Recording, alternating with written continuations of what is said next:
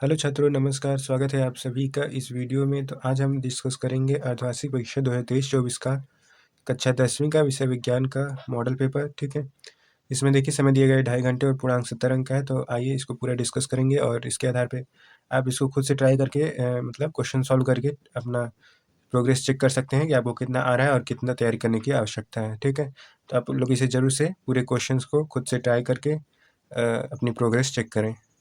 चलिए देखते हैं, इसमें नोट दिया गया है। प्रश्न पत्र 2 खंडों में विभाजित है। खंड क में बहुविकल्पी प्रश्न है जिसके 4 उत्तर दिए गए हैं। खंड ख में वर्णनात्मक प्रश्न है। ठीक है, वर्णनात्मक अर्थात जो आपको लिखना होगा। ठीक है, बहुत सारा आंसर लॉन्ग शॉर्ट जो भी होगा। चलिए पहला दिया गया बहुविकल्पी प्रश्न। इसमें पहला क्वेश्चन देखिए, यदि आपतन कोण होगा। ठीक है, यदि आपतन कोण I तथा अपवर्तन कोण R हो तब अपवर्तित किरण विचलित होगी। ठीक है, विचलित होगी तो कितना होगी I माइनस R। ठीक है, जितना इंसिडेंट एंगल होगा, ठीक है, और अपवर्तन कोण को माइनस कर देंगे तो जितना विचलित होगी वो निकल जाएगा। तो पहला वाला जो है आपका सही हो जाएगा। चलिए आगे देखते हैं। आगे दूसरा दिया गया है, एक अवतल दर्पण की वक्रता त्रिज्या 20 सेंटीमीटर है, इसकी फोकस दूरी क्या होगी। ठीक है, वक्रता त्रिज्या आपकी क्या दी गई है, 20 सेंटीमीटर। ठीक है, फोकस दूरी क्या होती है, वक्रता त्रिज्या की आधी होती है, बराबर R/2। ठीक है, तो फोकस दूरी निकालेंगे तो इसकी आधी हो जाएगी 10। ठीक है, लेकिन यहाँ पे प्लस और माइनस दोनों है। तो अवतल दर्पण क्या होता है, अवतल दर्पण में जो होता है वो फोकस इसके सामने ही होता है। ठीक, जैसे ये है अवतल दर्पण, इस प्रकार का रहेगा, इसके सामने ही फोकस रहेगा, तो ये क्या होगा, माइनस में होगा। ठीक, तो आपका ये सेकेंड वाला -10 सही हो जाएगा। तीसरा क्वेश्चन देखिए, चंद्रमा से देखने पर आकाश दिखाई देता है, कैसे दिखाई देता है। ये सब कलर दिए गए हैं, इसमें से काला सही हो जाएगा। क्योंकि काला क्यों दिखाई देता है, क्योंकि वहाँ पे वायुमंडल नहीं है और वहाँ पे कोई भी प्रकाश प्रकिरणित वगैरह कुछ नहीं होती है। ठीक है, तो इसलिए काला दिखाई देता है आकाश। ठीक है, चंद्रमा से देखने पर। चौथा क्वेश्चन देखिए, स्वस्थ नेत्र के लिए दूर बिंदु होता है, कितना होता है, अनंत पर होता है। ठीक है, दूर बिंदु पूछ रहा है तो अनंत पर बताएंगे। अगर निकट बिंदु पूछता तो 25 सेमी बताते हैं। ठीक है, लेकिन यहाँ पे अनंत पर होगा। ठीक, तो ये आपका सही हो जाएगा। आगे देखिए, पांचों क्वेश्चन दिए गए, निर्वात में प्रकाश की चाल होती है, कितनी होती है, 3 × 10⁸ मीटर पर सेकंड होती है। ठीक है, इसे आप लोग ध्यान में रखेंगे। चलिए आगे देखते हैं। आगे दिया गया है, 4 ओम प्रतिरोध वाले n चालक तार समांतर क्रम में जोड़े गए हैं, जोड़ने पर तुल्य प्रतिरोध क्या होगा। ठीक है, जैसे कि सभी ओम जो है 4 ओम के प्रतिरोध है और n चालक है। ठीक है, तो इसको आप अगर इसका ऐड करेंगे तो 1/r तुल्य कितना होगा, 1/4 ओम, 1/4 ओम, 1/4 ओम, इस तरह करते करते कितना n टाइम्स होगा। ठीक है, यहाँ से n, यहाँ पे आप लोग 4 एलसीएम ले सकते हैं और यहाँ पे 1 + 1 + होता जाएगा, कितनी बार होगा, n बार। तो यहाँ पे n हो जाएगा ऊपर, n/4, 1/r तुल्य बराबर n/4 आ जाएगा। r तुल्य की वैल्यू निकालेंगे तो 4/n आ जाएगा। ठीक है, तो आपका सेकेंड वाला सही हो जाएगा। ठीक है, चलिए अगला पेज पे देखते हैं। आगे देखिए, 7वां क्वेश्चन है, 5 ओम प्रतिरोध के तार को 5 बराबर टुकड़ों पर काटने पर प्रत्येक टुकड़े का प्रतिरोध कितना होगा। देखिए, एक तार है जो कि 5 ओम का है। ठीक है, 5 ओम प्रतिरोध का, इसको 5 बराबर भागों में काटने पे जो एक टुकड़ा बचेगा वो कितने, जो प्रत्येक टुकड़ा होगा वो कितने ओम का होगा। ठीक है, कितने प्रतिरोध का होगा। तो देखिए, प्रतिरोध का फॉर्मूला क्या होता है, R बराबर रो L/A। ठीक है, तो देखिए L को अगर 5 बराबर टुकड़ों में काटेंगे तो L/5 करेंगे, तो जो 5 ओम है उसका भी /5 करेंगे। ठीक है, तो 1 ओम आ जाएगा। तो प्रत्येक टुकड़े पर 1 ओम प्रतिरोध होगा। ठीक है, तो आपका ये सही हो जाएगा। चलिए आगे देखते हैं। 8वां क्वेश्चन दिया गया है, Fe2O3 + 2Al इस तरह करके ये दिया गया है, ये किस प्रकार की अभिक्रिया है। ठीक है, तो यहाँ पे देखिए Fe2O3 है +2 एल्यूमिनियम है। ठीक है, तो यहाँ पे क्या हो गया है, एल्यूमिनियम O3 के साथ जुड़ गया और Fe जो है बाहर हो गया। ठीक है, तो ये क्या है, विस्थापन अभिक्रिया है। कैसे, देखिए ये जो एल्यूमिनियम है Fe को विस्थापित कर दिया बाहर और खुद जो है O3 के साथ जुड़ गया। ठीक है, तो ये विस्थापन अभिक्रिया है। आगे चलिए, आगे 9वां क्वेश्चन दिया गया है, श्याम श्वेत फोटोग्राफी में प्रयुक्त होती है, क्या प्रयुक्त होती है, ये सब दिया गया है। इसमें से देखिए AgCl एल्यूमिनियम, AgCl, ठीक है, सिल्वर क्लोराइड या सिल्वर ब्रोमाइड भी होता तो वो भी सही होता, AgCl, ये सिल्वर क्लोराइड यहाँ पे सही हो जाएगा। ठीक है, बाकी सब गलत है। आगे देखिए, 10वां दिया गया है, निम्न में दुर्बल अम्ल है। ठीक है, यहाँ अम्ल रहेगा, दुर्बल अम्ल कौन सा है, HCN। ठीक है, ये दुर्बल अम्ल है। 11वां क्वेश्चन देखिए, एक विलयन नीले लिटमस को लाल कर देता है, इसका pH क्या है। नीले लिटमस को लाल कौन करता है, अम्ल करता है। अम्ल की वैल्यू क्या होती है, 7 से नीचे होती है। ठीक है, अम्ल की pH वैल्यू जो होती है 7 से कम होती है, तो यहाँ पे 7 से कम क्या 6 दिया है और बाकी सब तो 7 से ज़्यादा है, ठीक है। तो ये आपका सही हो जाएगा। आगे देखिए एंटीमनी है, ठीक है। 12वां क्वेश्चन एंटीमनी है, क्या है, उपधातु है, ठीक है। और 13वां क्वेश्चन देखिए कैल्शियम फॉस्फेट का सूत्र होता है, क्या होता है, CA3PO4 का होल ट्वाइस, ठीक है। तो ये आपका सही हो जाएगा। और आगे देखिए 14वां क्वेश्चन दिया गया है क्लोरोफिल अवशोषित करता है, क्या अवशोषित करता है, प्रकाश ऊर्जा अवशोषित करता है और भोजन बनाता है, ठीक है। पौधों में होता है, पत्तियों में, ठीक। तो ये आपका तीसरा ये सही हो जाएगा, प्रकाश ऊर्जा। आगे देखिए 15वां क्वेश्चन दिया गया है हीमोग्लोबिन महत्वपूर्ण भूमिका निभाता है, किसमें निभाता है, तो यहाँ पे देखिए ऑप्शन दिए गए, इसमें श्वसन में, ठीक है, श्वसन में निभाता है। उत्सर्जन, पाचन, वृद्धि ये सब गलत है। श्वसन में जो है ऑक्सीजन का ट्रांसपोर्ट करता है, ठीक है, ऑक्सीजन का वहन करता है, तो यहाँ पे श्वसन में सही हो जाएगा। चलिए आगे देखते हैं।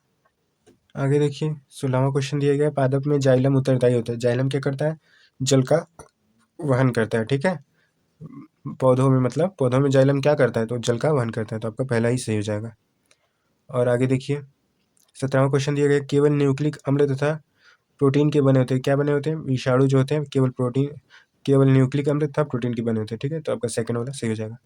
और 18वां क्वेश्चन देखिए निम्न में से कौन कौन मानव में मानव जनतंत्र का भाग नहीं है, ठीक है। तो इसमें से देखिए ये सब तीनों मानव जनतंत्र का भाग है, ये शुक्रवाहिका ये नहीं है, ठीक है। तो आपका तीसरा सही हो जाएगा। आगे देखिए DNA पाया जाता है, किसमें पाया जाता है, केंद्रक में, ठीक। तो कोई सही हो जाएगा। आगे देखिए 20वां क्वेश्चन दिया गया है जैव विकास का सिद्धांत प्रतिपादित करने वाले वैज्ञानिक का नाम है, क्या नाम है, चार्ल्स डार्विन। और अब देखिए यहाँ 20 क्वेश्चन खत्म हो गया, ठीक। बहुविकल्पी जो था, अब आगे आ गया वर्णनात्मक प्रश्न जो कि खंड का, ठीक है।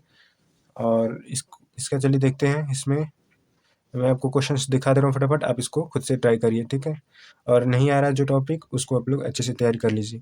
इसमें देखिए पहला दिया गया प्रकाश के पूर्ण आंतरिक परावर्तन का अर्थ समझाइए, क्रांति कोण तथा पर परावर्तन होगा, ठीक है, कोण के बीच संबंध व्यंजक प्राप्त कीजिए, ठीक है। पूर्ण आंतरिक परावर्तन क्या होता है आप लोग पढ़े होंगे, जैसे कि ऊपर देखिए एयर मीडियम है और नीचे क्या है, वाटर है, ठीक है। तो यहाँ से एक ऐसा एंगल पे मतलब इस पे आपतित करवाएंगे कि वो उसी माध्यम में वापस लौट आता है यहाँ से, ठीक है।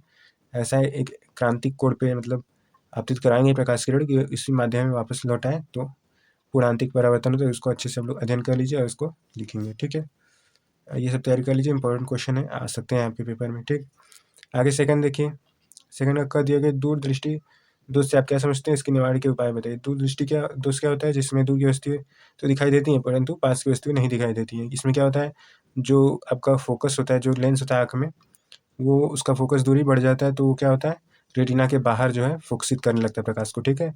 यहाँ पे रहता है तो रेटिना के बाहर फोकसित कर देता है। इसके लिए क्या करते हैं, उत्तल लेंस प्रयोग करते हैं, ठीक है, ताकि वो थोड़ा पहले ही प्रकाश को केंद्रित करे और आपका रेटिना पे केंद्रित करे, जिससे आपका इमेज बन जाएगा, ठीक है। इससे आप लोग अच्छे से लिखेंगे। ख देखिए एक मनुष्य चश्मा पहनकर 25 सेंटीमीटर दूर पर रखी पुस्तक को पढ़ स्पष्ट पढ़ सकता है। ये सब जो भी है न्यूमेरिकल आप लोग अच्छे से पढ़ के ट्राई करिए, और नहीं आता तो सॉल्व करिए, क्योंकि इससे रिलेटेड कोई भी क्वेश्चन आ सकते हैं। अगर आपको खुद से नहीं आएगा तो आप लोग नहीं कर पाएंगे, क्योंकि वैल्यू चेंज करके कुछ भी दे सकता है, या तो यही देगा या अलग देगा। तो इसलिए अच्छे से तैयारी कर लीजिए। तीसरा देखिए वर्ण विक्षेपण से आप क्या समझते हो, उदाहरण देके समझिए। प्रिज्म द्वारा वर्ण विक्षेपण होता है ना, जो प्रकाश जो श्वेत प्रकाश को प्रिज्म पे डालते हैं तो वो अपने 7 अवयवी रंगों में विभक्त हो जाता है। इस प्रकार आप लोग अच्छे से बना के समझा सकते हैं। और चौथा क्वेश्चन देखिए 3 प्रतिरोध R1 R2 R3 परस्पर समांतर क्रम में जुड़े, इसके तुल्य प्रतिरोध के लिए व्यंजक प्राप्त कीजिए। देखिए 6 नंबर का है, इसको अच्छे से आपको डिराइव करना है, ठीक है। तो डिराइव करके आप लोग अंत में रिजल्ट लाएंगे 1/R तुल्य बराबर 1/R1 plus 1/R2 plus 1/R3, इस तरह करके आपका लास्ट में रिजल्ट आएगा। इसको आप थोड़ा लंबा है, इसको आप लोग डिराइव करना है, ठीक है। तो आप जाके तब आपको 6 नंबर मिलेंगे। आगे देखिए खंड का आ गया 5वां का। इसमें क देखिए अयस्क व खनिज को परिभाषित कीजिए। अयस्क तथा खनिज होगा यहाँ पे, में अंतर बताइए, ठीक है। अयस्क क्या होते हैं और खनिज क्या होते हैं। देखिए अयस्क वे पदार्थ होते हैं जिनमें धातु की मात्रा बहुत अधिक होती है, उन्हीं से अयस्क से ही धातुओं को निकाला जाता है, निष्कर्षण किया जाता है अलग अलग विधियों से, ठीक है। और खनिज क्या होता है, खनिज में धातुओं की मात्रा अधिक नहीं होती है, इसमें बहुत सारी चीज़ें हो सकती हैं, ठीक। कोयला भी एक प्रकार का खनिज है। खनिज कई प्रकार के जो खानों से निकलते हैं, ठीक है। वो खनिज कहलाते हैं जो यूजफुल हों। इस प्रकार से आप लोग अच्छे से इसके बारे में अध्ययन करेंगे और तैयार कर लेंगे। चलिए आगे देखते हैं। आगे देखिए, निस्तापन तथा भर्जन में अंतर लिखिए। सब ये सब धातु के निष्कर्षण की विधियों के अंतर्गत भी आते हैं ये सब, तो आप इन्हें अच्छे से तैयार करेंगे, ठीक है। छठवां देखिए, बेकिंग पाउडर का रासायनिक नाम एवं अणु सूत्र लिखिए। इसकी बनाने की विधि तथा इसके गुण लिखिए, ठीक है। सब आपको करना है 4 नंबर का। बेकिंग पाउडर का रासायनिक नाम, देखिए रासायनिक नाम क्या होता है, सोडियम हाइड्रोजन कार्बोनेट या सोडियम बाइकार्बोनेट, दोनों भी आप लिख सकते हैं, ठीक है। और इसका अणु सूत्र क्या होगा, NaHCO3, ठीक है।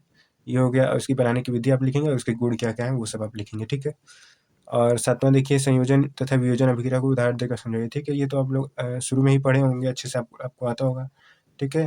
दो या दो से अभिकारक मिलकर जो एकल उत्पाद बनाते हैं तो संयोजन अभिक्रिया हुआ। अदरवाइज अगर कोई एकल उत्पाद विखंडित होके दो एकल अभिकारक जो है किसी भी जिस प्रकाश की उपस्थिति में किसी चीज़ से विखंडित होकर दो अलग अलग उत्पाद बनाए तो क्या है, वियोजन अभिक्रिया। अच्छे से आप लोग परिभाषा उदाहरण सब कुछ देंगे, ठीक है। 6 नंबर का है, दोनों आप लोग अच्छे से करेंगे, 3-3 अंक का है। खंड ग देखिए, इसमें 8वां का है, धमनी तथा शिरा में अंतर लिखिए, ठीक। इसे आप लोग अच्छे से इधर दो खंड बनाएंगे, धमनी शिरा डाल के अच्छे से लिखेंगे। धमनी क्या होता है, जिसमें शुद्ध रुधिर बहता है, और शिरा में क्या होता है, अशुद्ध रुधिर बहता है। धमनी में जो होता है, धमनी की परत जो होती है वो मोटी होती है क्योंकि इसमें ज़्यादा प्रेशर से बहता है, इसमें ये पतली होती है, ठीक है। ये क्या होता है, धमनी ये हृदय से शरीर के विभिन्न भागों तक रक्त पहुँचाता है, और शिरा जो शरीर के विभिन्न भागों से धमनी तक हृदय तक रक्त लाता है, ठीक है। अच्छे से सब कुछ तैयार करके लिखेंगे। और ख देखिए, स्वपरागण तथा परपरागण में अंतर बताइए। स्वपरागण क्या होता है, जो खुद की कोई एक पुष्प है उसी के वर्तिकाग्र पे जैसे कि निकल के जैसे जाता है और वहीं पे सब कुछ होता है क्रिया, तो वहीं स्वपरागण हुआ। अच्छे से आप लोग पढ़ेंगे। और परपरागण मतलब किसी और पुष्प से किसी और पुष्प पे जाएगा तब, ठीक है। जो पुंकेसर होता है वो अगर खुद के पुष्प से खुद के ही स्त्री के सिर पे जाएगा तो स्वपरागण होगा, अदरवाइज परपरागण। इसे अच्छे से तैयार करेंगे। 9वां देखिए, प्रतिवर्ती क्रिया से आप क्या समझते हो, उदाहरण देकर समझिए। मैं ऊपर ऊपर बताते जा रहा हूँ, आप लोग अच्छे से तैयारी करेंगे, यही नहीं लिखना है, इसे अच्छे से तैयार करें। प्रतिवर्ती क्रिया क्या होता है, जैसे कि ऐसी क्रिया जिसे माइंड कंट्रोल नहीं करता। जैसे कि आपको गर्म चाय की प्याली झटके से लगे, आपको तुरंत हाथ हटा लेंगे। उतने कम समय में आपका जो दिमाग है वो प्रतिक्रिया नहीं देता, पर वो प्रतिवर्ती क्रिया के अंतर्गत ऐसी क्रिया आती है जो दिमाग कंट्रोल नहीं करता फिर भी वो हो जाती हैं, ठीक है। जैसे आपको काँटा चुभा तो तुरंत पैर में अगर काँटा चुभा तो तुरंत पैर आप ऊपर उठा लेंगे, ठीक है। तो ये सब जो क्रिया होती है प्रतिवर्ती क्रिया के अंदर आती है, ठीक है। और ख देखिए, लैंगिक और अलैंगिक जनन में अंतर बताइए, आप अच्छे से बता लेंगे इसे। और 10वां का क देखिए, परिवार नियोजन से आप क्या समझते हैं, परिवार को सीमित रखने की विधियों को बताइए। इसे देखिए बुक्स आप लोग अच्छे से तैयार करेंगे, ये अक्सर लास्ट में आता रहता है क्वेश्चन, तो इसे आप लोग करेंगे। ख देखिए, मेंडल की प्रभाविता का क्या नियम है, ठीक है। ये तो आप लोग पढ़े ही होंगे, नहीं पढ़े हैं तो जरूर से पढ़ेंगे, ये बहुत ही इंपॉर्टेंट है, ठीक है। 11वां क्वेश्चन देखिए, मनुष्य के पाचन क्रिया का सचित्र वर्णन कीजिए। देखिए फिगर वाला क्वेश्चन लास्ट में आता ही है, एक ठो करना होता है, ठीक है। तो इसे आप लोग जरूर से तैयार करेंगे, ठीक है। पाचन क्रिया का या तो कर दीजिए या तो अथवा करके दिया है, मनुष्य के हृदय की आंतरिक संरचना का वर्णन कीजिए तथा हृदय की कार्यविधि समझाइए, ठीक है। ये वाला मुझे ज़्यादा आसान लगता है, दोनों आसान है, आप दोनों तैयार कर लीजिए। बोर्ड एग्जाम में अगर तीसरा भी कोई ऑप्शन में आता है, इसके साथ कोई और आता है या इसके साथ कोई आता है, दो ठो आपको तैयार रहेगा तो अच्छे से हो जाएगा, क्योंकि ये दोनों अक्सर आया करता है, ठीक है। तो यहाँ पे आपका जो पेपर है समाप्त होता है। अच्छे से आप लोग तैयारी करिए, और अर्धवार्षिक प्री बोर्ड बोर्ड सभी में आपको काम आएगा, ठीक है। ये सब इंपॉर्टेंट क्वेश्चन है। और वीडियो को भी लाइक वगैरह कर दिया करिए, और चैनल को भी सब्सक्राइब कर दीजिए अगर आपको ऐसी वीडियोस चाहिए तो। अगर आपको इंटरेस्टेड है ऐसे वीडियोस में मॉडल पेपर में, तो सब्सक्राइब वगैरह कर दीजिए, लाइक, ताकि हमें पता चले कि आपको पसंद आ रहा है तो मैं वीडियो कंटिन्यू करूँ, अदरवाइज मैं बंद कर दूँगा, ठीक है। धन्यवाद।